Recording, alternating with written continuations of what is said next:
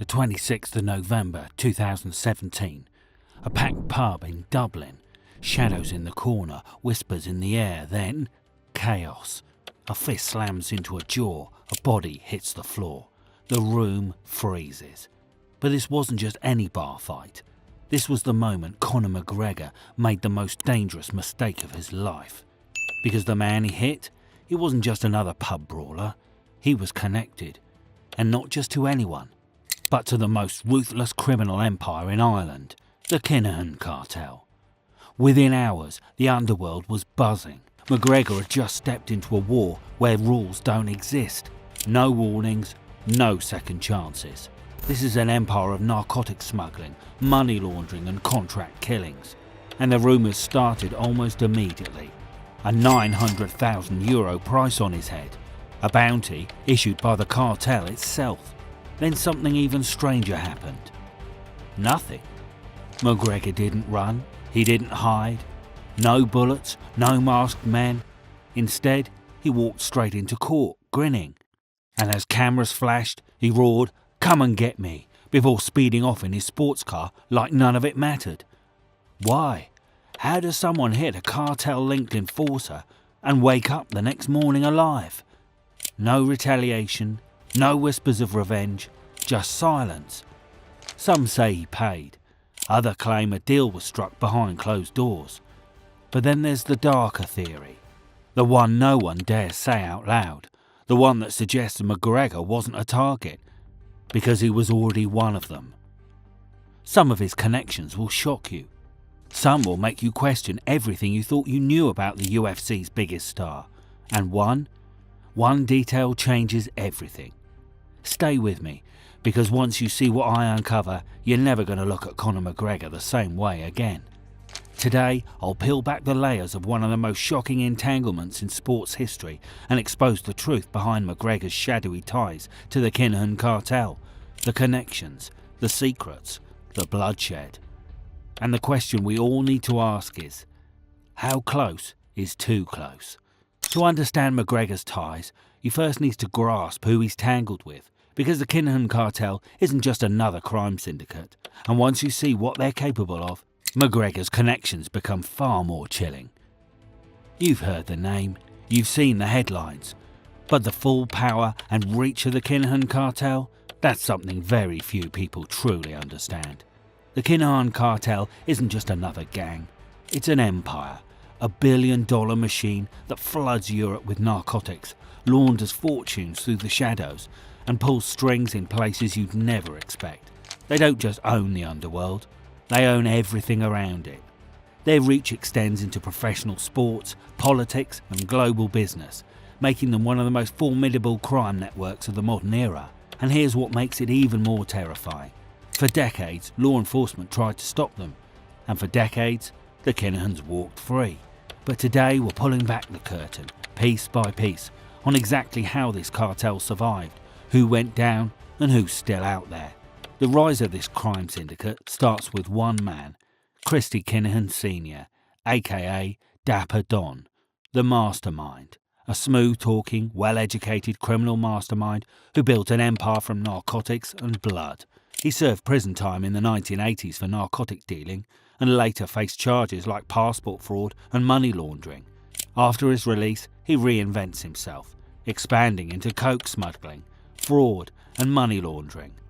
By the 2000s, he'd relocated to Spain's Costa del Sol, transforming his operation into a crime syndicate. No longer a street dealer, he was a shadow kingpin. While the Kinahans were tightening their grip on boxing, another name was rising in combat sports. Conor McGregor. Explosive, charismatic, unpredictable. He wasn't just winning fights, he was changing the game. And soon, his world and the Kinahans would collide in ways no one saw coming. As the Kinahans grew, so did the heat. Law enforcement was watching, tracking money, intercepting calls, piecing it all together. Then, in 2010, they made their move. A massive raid. 700 officers, 100 locations. The operation had a name, Operation Shovel. And for a moment, it looked like the Kinahans were finished. In 2010, law enforcement across Ireland, Spain, the UK and Belgium launched an unprecedented crackdown. 700 officers, 100 locations raided. The cartel's nerve centres were stormed, stripped and dismantled. Christy Kinahan, his sons Daniel and Christopher Jr. and their associates were rounded up in Spain. The court ruling said the investigation had uncovered sufficient evidence that Christy Kinahan used a false passport to travel from Madrid to Rio de Janeiro in Brazil on the 30th of April 2010. For a moment, it seemed like the Kinahan reign was coming to an end, but then nothing happened. The Spanish legal system caved under the weight of the case. Prosecution stalled, evidence was buried, and in one of the most stunning collapses of law enforcement efforts in modern history, the Kinahans walked free. And that sent a chilling message. The cartel was bigger, smarter and more protected than anyone realised. Then, in 2015, the killings began. The cartel wasn't just a narcotic empire anymore, it became an elimination machine. It all started with Gary Hutch, a trusted Kinahan insider, until he wasn't. The moment he crossed with them, they made an example out of him, shot dead in Spain, executed for betrayal. But Hutch's death was just the first shot in what would become Ireland's most violent gang war. The Hutch family retaliated. Over the next 2 years, 18 people were killed in cold blood. Some were gunned down in the streets, others were executed in their own homes. And then came the Regency Hotel massacre. It was February 2016, a weigh-in for a boxing match, dozens of spectators, cameras rolling. And then, chaos. 3 gunmen stormed into the venue, disguised as police officers. Assault rifles, automatic fires. Their target, David Byrne, one of the Kinahan's top lieutenants. Byrne was gunned down in front of a live audience. A message to Daniel Kinahan was carved into the hotel floor in blood. But this wasn't just a gangland hit, this was something bigger. This was boxing and crime colliding in real time. Wait till you find out everything related to these disguised police officers. But why does that matter for Conor McGregor? Because McGregor wasn't just a fighter at this point. He was becoming the face of combat sports. And his world, the world of boxing, of promotions, of fight negotiations, was now drenched in cartel blood. For the next 5 years, Irish and European law enforcement did everything in their power to dismantle the Kinahan empire. They started with the hitman. James Quinn was sentenced to 22 years for the assassination of Gary Hutch. Freddie Thompson was sentenced to life in prison for the 2016 gangland execution of Dahi Dottie Douglas. Eamon Cumberton and Christopher Slater were given life for the assassination of Michael Barr. In total, over 60 Kinahan associates were locked away for executions, trafficking and conspiracy. But the ones truly in control, the masterminds behind it all, still untouchable. While lower-level operatives were sentenced to decades behind bars, Daniel Kinahan was living in luxury and Christy Kinahan was wealthier than ever. They had done what few criminal organisations could, removed themselves from the battlefield while their foot soldiers took the fall. Instead of facing prosecution, they had relocated to a jurisdiction where extradition was nearly impossible, shielding themselves from European law enforcement. Dubai became their fortress, a safe haven where authorities couldn't touch them, no matter how many cases were built against them. Every time an international task force got close, the Kinahans stayed one step ahead. While their cartel suffered blows, the leaders remained free, expanding their operations from a distance. Every time an international task force got close, they slipped away. Until 2022. In April 2022, the United States finally stepped in. This wasn't just about Ireland anymore. This was a global threat. The US Treasury officially declared the Kinahan Cartel as a transnational narco-terrorist group. Ireland's Garda Commissioner, Drew Harris, said the gang is worth more than $1 billion. Harris warned the Kinahan gang members that they can't hide from justice forever. He said they will eventually run out of money. The consequences were immediate.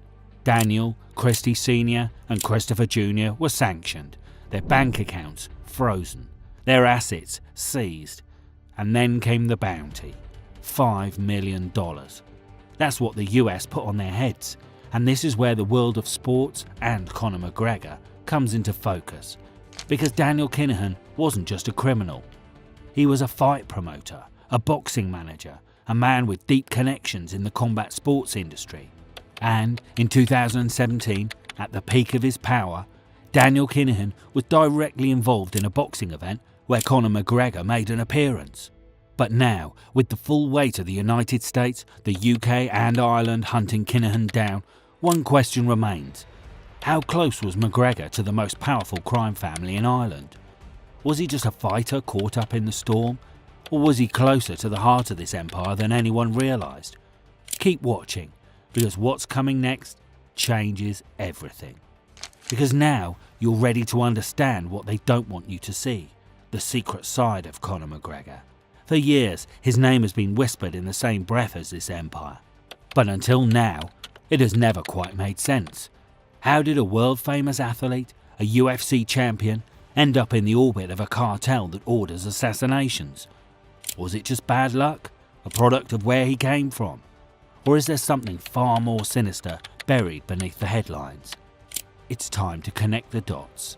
Conor McGregor, the name itself is a brand, a storm, a phenomenon that redefined combat sports. From the streets of Crumlin, Dublin, to knocking out champions in seconds, to becoming the biggest pay-per-view star in UFC history, McGregor built an empire of his own, a rags-to-riches story like no others. But here's the thing about empires. They don't rise in isolation. They don't grow without powerful connections, without the right people pulling the strings behind the scenes. And McGregor's world? It wasn't built on skill or on showmanship either. It was built in a place where crime and success often walk hand in hand. In March 2017, McGregor made a public appearance at a highly anticipated boxing event, not as a fighter, but as a presence. He escorted Irish boxer Michael Conlan to the ring for his professional debut. It seemed like a simple favour, a high-profile show of support for a fellow Irish athlete. But this wasn't just any fight, and this wasn't just any promotion. The event was organised by MTK Global, a company founded by none other than Daniel Kinahan. That's where the story gets murky. Fast forward to 2025, and that night from years ago was suddenly back in the headlines. In a shocking revelation, a lawsuit against Top Rank Boxing claimed that McGregor never even wanted to be there. According to the court filings, when McGregor allegedly tried to back out of the event, Top Rank's president reassured others in the industry that Daniel Kinahan would lean on McGregor and make sure he showed up. Think about it, a UFC superstar, the face of combat sports, and a crime boss allegedly stepping in behind the scenes to keep him in line. Now, McGregor wasn't a party in that lawsuit. He wasn't accused of wrongdoing. But the implication is chilling. Did Kinahan have enough influence over McGregor that he could force his hand in a business decision? And if that was true, then what else was happening behind closed doors? Because this was only the beginning. The deeper we go, the more disturbing the connections become. The allegations surrounding McGregor's business dealings don't stop at a boxing promotion. They hit much closer to home, right at the heart of his own business empire. For years, McGregor built his brand on excess, luxury, power, control. And in 2021, he expanded that empire with the Black Forge Inn, his very own pub in Dublin. It was more than just a bar, it was his statement. A high-end exclusive venue where McGregor wasn't just the face of the brand, he was the owner, the king of his own castle. But in January 2022, that castle was under attack. Late at night, petrol bombs were hurled at the pub, igniting a wave of speculation. The attack was brazen, the timing suspicious. Who would want to target McGregor's business? And more importantly, why? Immediately, theories exploded. Some believed it was a simple act of vandalism, a random attack fueled by jealousy or a personal grudge. But others saw something far more sinister. Whispers spread across social media. Was the Black Forge Inn more than just a pub? Was it, as some suggested, a money laundering front for the Kinahan Cartel? The theory gained traction because of one glaring fact. Kinahan associates had been seen there, more than once.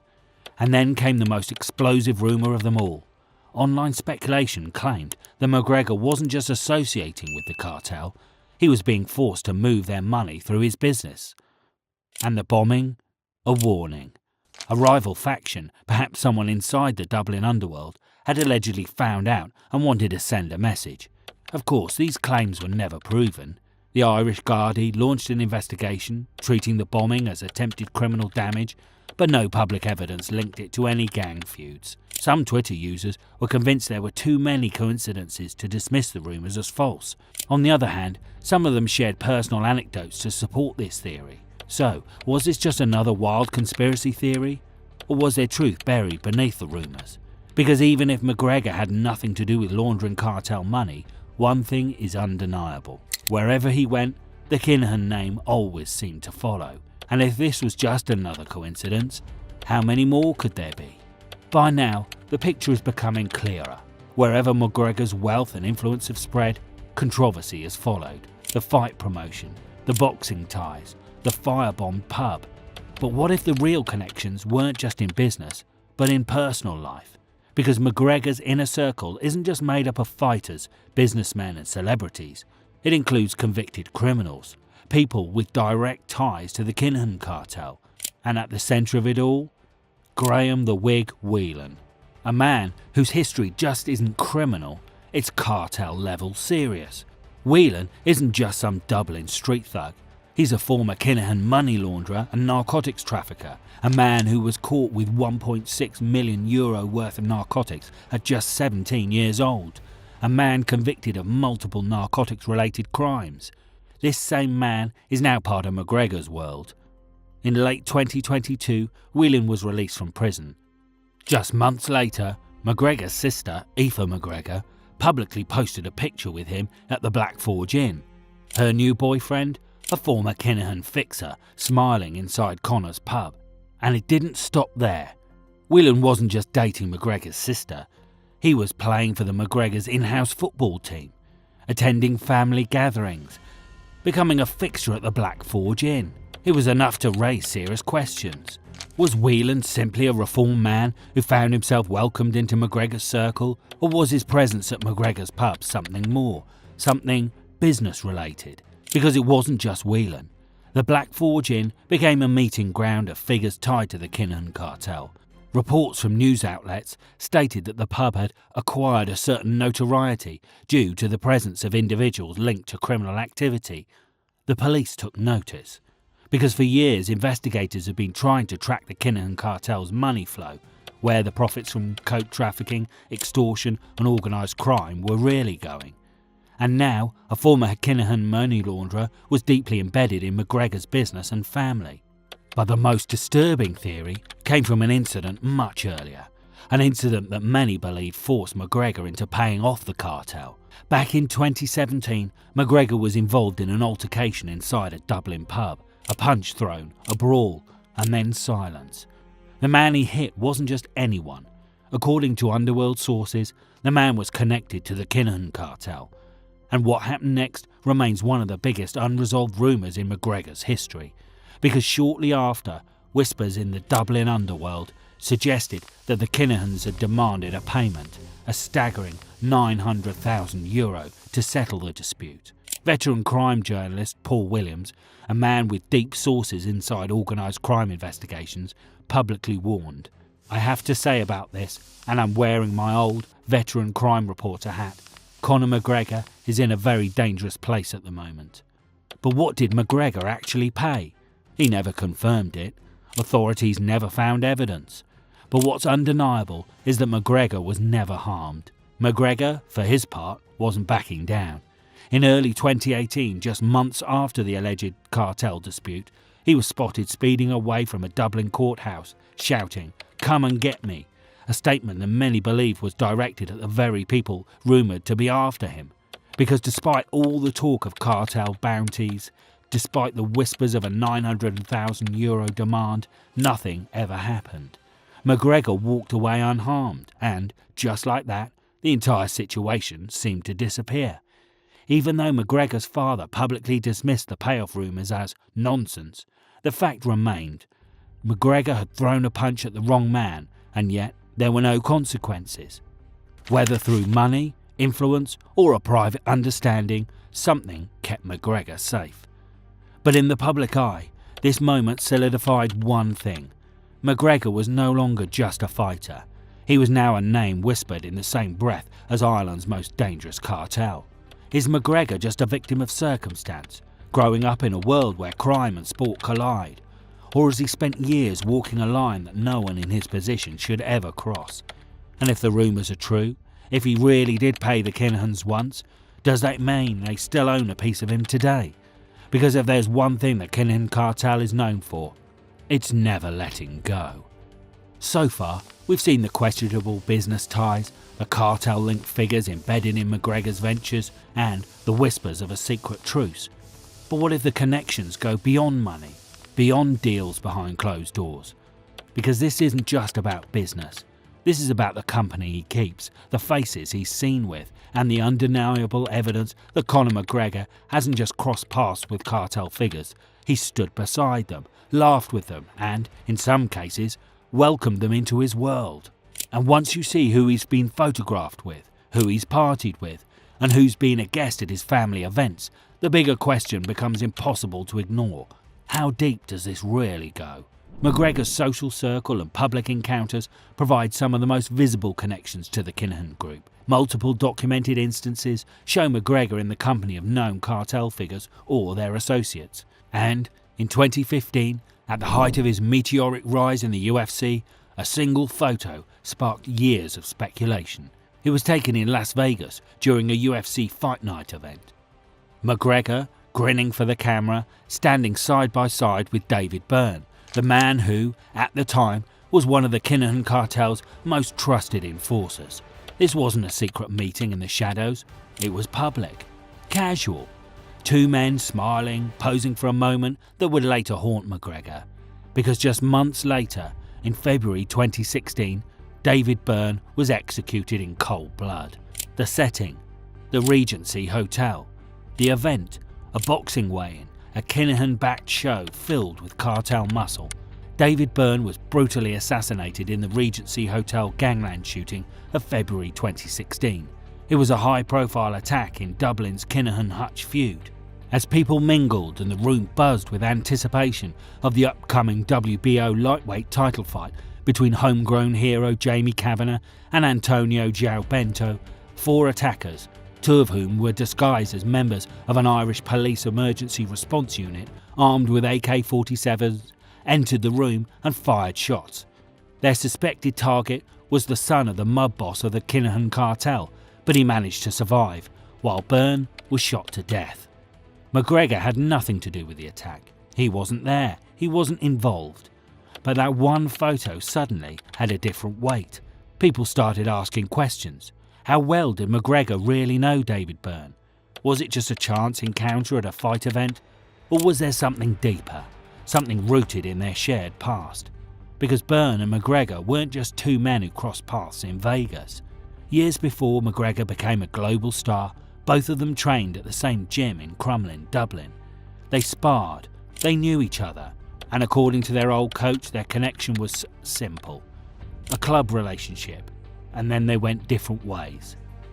In the wake of Byrne's brutal assassination, McGregor's ties to gangland figures became impossible to ignore. And Byrne wasn't the only one, because just months earlier, in 2015, McGregor had been seen at another funeral. This time, it was for Paul Kavanagh, a known associate of the Hutch gang, the Kinahan Cartel's bitter rivals. McGregor standing among mourners, another link to Dublin's underworld, another question left hanging. Was this just a case of growing up in the wrong place, knowing the wrong people? Or was there a reason McGregor kept showing up in orbit of these men? Men who weren't just criminals, but players in a violent war that left bodies in its wake. And if this was just all circumstantial, then why did it keep happening?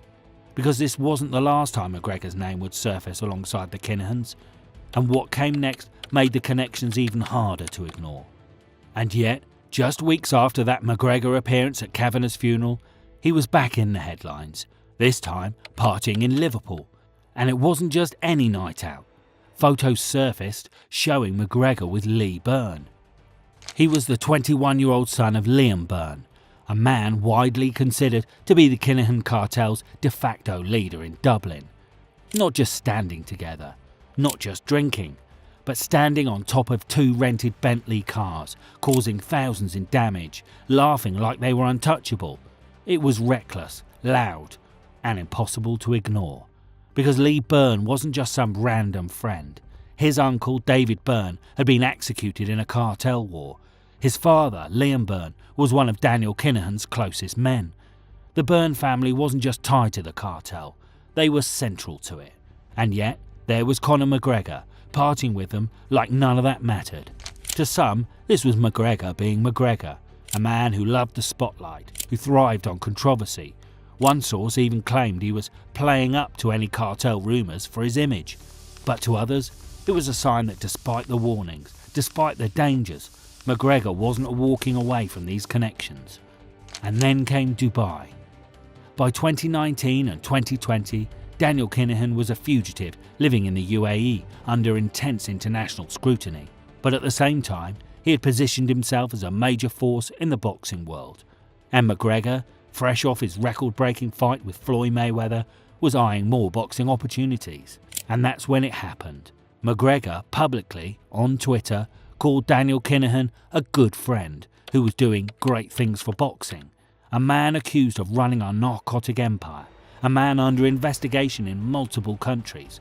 And McGregor, the biggest name in combat sports, was praising him in front of millions.